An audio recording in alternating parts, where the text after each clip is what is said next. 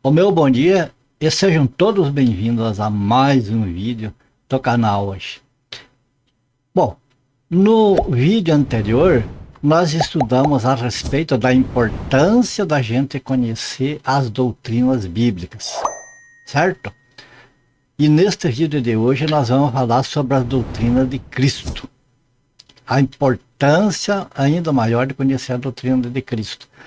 Se por acaso você não viu o vídeo anterior, eu sugiro que você dê uma olhada no card aqui em cima e você então vai poder clicar ali e assistir o vídeo anterior, que é um vídeo vai emendando com o outro, certo? Então, sem mais conversa, já sabemos que o vídeo de hoje vai ser sobre a doutrina de Cristo. Então, nós vamos pôr os textos aí na tela e vamos em frente. Veja, desculpe, nós temos aqui o livro de 2 João, capítulo 1, versículos do 9 a 11. Veja que interessante o que diz aqui. Todo aquele que ultrapassa a doutrina de Cristo e nela não permanece, não tem Deus. O que permanece na doutrina, esse tem tanto o Pai como o Filho. Se alguém vem ter convosco que não traz esta doutrina, não o recebais em casa nem lhe deis as boas-vindas. Porquanto aquele que lhe dá as boas-vindas faz-se cúmplice das suas obras más. Veja que interessante. Como a doutrina de Cristo é preciso a gente estudar ela e entender para não ser enganada, porque você veja a pessoa que não traz essa doutrina, que não tem essa doutrina, o texto diz que não tem Deus. E a pessoa que se associa de alguma maneira, concorda com essa pessoa que traz uma doutrina diferente da doutrina de Cristo, se faz cúmplice dessa pessoa, quer dizer, peca junto com essa pessoa. Vamos aos outros textos. Bom, alguém pode dizer assim, então tudo bem, a gente precisa ter a doutrina de Cristo, mas aonde que eu acho essa doutrina? Na Bíblia. Claro, a doutrina a gente encontra na Bíblia, mas em que lugar da Bíblia, que livro, que capítulo, que versículo, coisa mais ou menos assim é a maior indagação. Então vamos ver aqui, onde encontrar a doutrina de Cristo. Eu peço que você me acompanhe na leitura desses versículos aqui, que é muito importante. Veja, o livro de Mateus, capítulo 15, verso 24, mas Jesus respondeu, não fui enviado senão as ovelhas perdidas da casa de Israel. Veja que interessante. A gente olha aqui, mas irmão Antônio, o que tem a ver esse texto com a doutrina de Cristo? É preciso, mas às vezes nós dar uma volta, nós entender outras coisas para daí nós entender o que é o foco, que é o objeto do nosso estudo. No caso aqui, o objeto do nosso estudo é doutrina de Cristo, mas primeiro nós temos que dar uma volta lá, entender umas outras coisas para daí nós, então, captar bem direito. Por isso eu peço que você fique até o final desse vídeo. Até o finalzinho, que é completando o vídeo que vai se entender a respeito da doutrina de Cristo. Certo? Então vamos em frente. Nós vimos aqui nesse texto de Mateus que Jesus não foi enviado senão as ovelhas perdidas da casa de Israel. O que significa que Jesus foi enviado só, exclusivamente para as ovelhas da casa de Israel. Quer dizer, para a nação judaica, né? Certo? Com isso em mente, nós vamos nesse outro texto aqui. Ó. Atos capítulo 1, versos 1 e 2. Aqui é o médico Lucas escrevendo a respeito das investigações dele, a respeito de Jesus. Veja bem, escrevi o primeiro livro, ó Teófilo, relatando todas as coisas que Jesus começou a fazer e ensinar. Até o dia em que, depois de haver dado o mandamento por intermédio do Espírito Santo aos apóstolos que escolhera, foi elevado às alturas. Então, quando você vai ligando essas passagens aqui, que vai entendendo. Bom, para começo, Jesus não foi mandado para a igreja, porque a igreja teria que ser fundada, digamos assim, a partir do sangue dele. Enquanto ele estava vivo, ele não estava falando boca a boca para a igreja, ele falou para Israel. É isso que nós entendemos.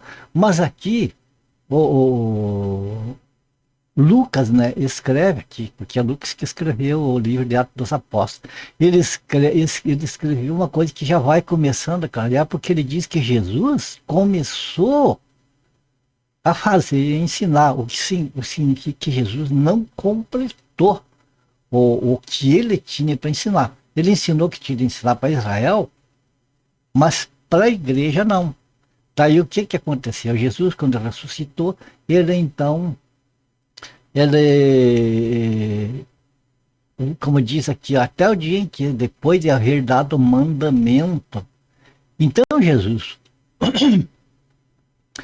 quando ele morreu, ressuscitou, então ele passou para os apóstolos essa incumbência, essa tarefa de levar a doutrina dele, de Jesus, para a igreja. Então, a doutrina de Cristo, nós encontramos ela nos escritos apostólicos, certo? Vamos ver mais outros textos aqui. Mateus 28, 19 e 20. Veja que Jesus começou a ensinar e depois deu mandamento aos outros. Veja que é a confirmação. Ide, portanto, fazei discípulos de todas as nações, batizando em nome do Pai, do Filho e do Espírito Santo, ensinando-as a guardar todas as coisas que vos tenho ordenado, eis que estou convosco todos os dias até a consumação do século. E Marcos 16, versos 15 e 16, o próprio Jesus também, depois de ressuscitado, né, e disse-lhes: ide por todo o mundo e pregai o evangelho a toda criatura. Quem crer e for batizado será salvo, quem, porém, não crer será condenado.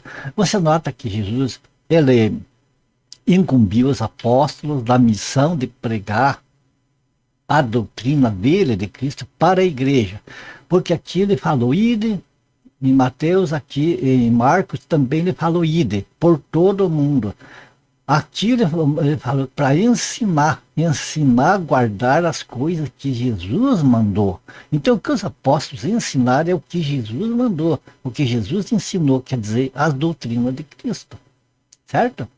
E aqui no livro de Marcos fala para pregar. Então, os apóstolos foram incumbidos de pregar e ensinar a igreja.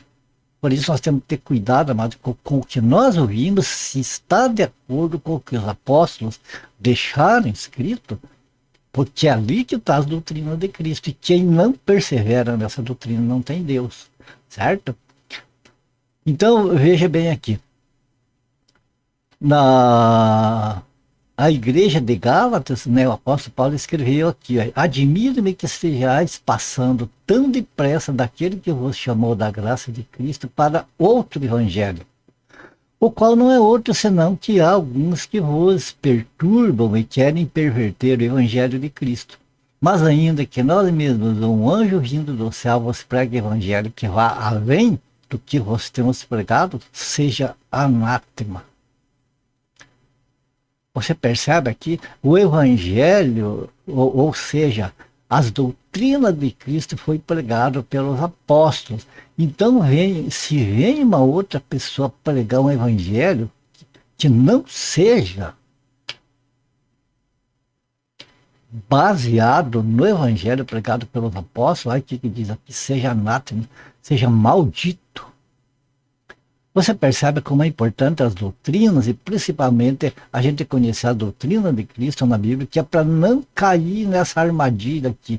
Veja bem, na igreja de Gálatas, era a igreja formada, mas apareceu pessoas lá ensinando, quer dizer, como se fossem crentes lá, pegando a própria palavra de Deus, a palavra dos apóstolos, mas misturando coisas, misturando outras coisas que não tem nada a ver com o evangelho da graça de Deus, e passando para as pessoas estavam viajando nessa conversa. Por isso o apóstolo Paulo falou: admiro-me que estáis passando tão depressa daquele que vos chamou da graça de Cristo para outro evangelho. Porque o que eles estavam ensinando não era outro evangelho, era o próprio evangelho dos apóstolos, mas modificado, igual fazem hoje. A cristandade está igualzinha à igreja de Gálatas hoje, certo? Vamos ver mais um texto aqui. Atos capítulo 20, verso 24. Porém, em nada considero a vida preciosa para mim mesmo, contanto que completa a minha carreira e ministério que recebi do Senhor Jesus, para testemunhar o evangelho da graça de Deus. Você percebe aqui? O evangelho da graça de Deus é o evangelho onde se encontra a doutrina de Cristo. Ali que está o conjunto de ensinamento de Cristo, está no evangelho da graça de Deus. Esse evangelho da graça de Deus é que deve ser pregado na igreja e que o apóstolo Paulo recebeu diretamente do Senhor Jesus, por revelação. Enquanto que os outros apóstolos que viveram, estiveram ali com Jesus o tempo todo, aqueles, desde a morte de Jesus, a sua ressurreição, aqueles receberam do próprio Senhor Jesus, quando o Senhor Jesus estava aqui na terra por 40 dias, que ele ficou aqui, ainda antes de subir no céu, né? Ele ressuscitou, ficou 40 dias aqui na terra, ensinando, passando a doutrina para os apóstolos, e daí ascendeu ao céu.